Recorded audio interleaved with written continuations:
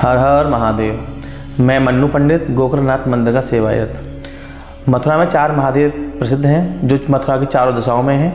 इनमें से एक है गोकर्णनाथ महादेव। इनका इतिहास भागवत के प्रथम अध्याय में आता है। एक आंतदेव नाम के ब्राह्मण हुए थे और उनकी पत्नी नाम था धुंधली। वो सर्वसंपन्न थे, मगर एक ही दुख था कि उनकी कोई संतान नहीं थी। तो एक ऋषि ने उनको फल दिया था कि फल को खाने से आपको पुत्र की प्राप्ति हो जाएगी। तो धुंधली होती है जो आत्मदेव की पत्नी होती है, उस फल को खुद ना खा के अपनी गाय को खिला देती हैं। तभी गाय के कान से पैदा होती हैं। इनका नाम रहा गोकर्ण।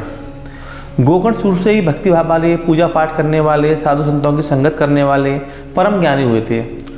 उधर धुंधली फिर अपना वंश आगे बढ़ाने के लिए बहन का बच्चा गोद ले लेती है, जिसका नाम धुंधकारी रखा। धुंधकारी राक्षस प्रवृत्ति का निकला।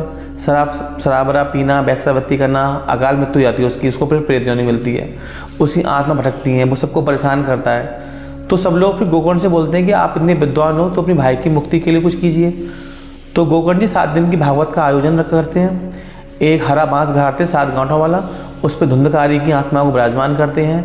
भागवत का एक अध्याय रोज श्रवण करते हैं, रोज एक गांठ चढ़कती है उस बांस की, और 7वें दिन स्वर्ग से विमान उसको लेने के लिए आता है और धुंधकारी को योनि से मुक्ति मिल जाती है। तब शिव जी इनसे प्रसन्न होकर इनको वरदान देते हैं कि आप कलयुग में मेरे रूप में पूजे जाओगे। तब से यहाँ शिव के रूप में विराजमान है। अभी मैं आपको दर्शन कराऊंगा। प्रतिमा का एक हाथ लिंग पर है और एक हाथ हृदय पर है। कहते हैं मनुष्य के अंदर 2 चीज़ चलायमान होती हैं, काम और क्रोध। ये दोनों को बस में करके बैठे हुए हैं। करीब 5,500 वर्ष पुराना प्राचीन विग्रह है। और इसका अगर मथुरा में है तो कहीं ना कहीं श्री कृष्ण से जुड़ा हुआ, जो भी मथुरा में कोई मंदिर होगा, शिवालय होगा, तो श्री कृष्ण की लीलाओं से जुड़ा हुआ होगा। तो बताते हैं जब श्री कृष्ण भगवान और बलराम दोनों कंस को मारने जाते हैं तो नीचे घाट था, दशामेघ घाट। यमुना जी पहले यहाँ 10 कदम की दूरी पे थी, घाट बने हुए थे, अब तो 1 किलोमीटर आगे पहुँच गई है। तो यहाँ कंस का धोबी कंस के कपड़े धो रहा होता है। श्री कृष्ण भगवान तो गायों को चराने आए थे, ग्वाला रूप में थे। वहाँ कंस के चमकीले वस्त्रों को देखकर धोबी से बोलते हैं कि हमको वस्त्र पहनने को दे दो। तो धोबी मना कर देता है कि हमारे मथुरा नरेश के वस्त्र हम आपको नहीं देंगे। तो धोबी का वध करके वो आगे बढ़ते हैं। उस समय यहाँ शिव की तपस्या में लीन थे गोकर्ण जी।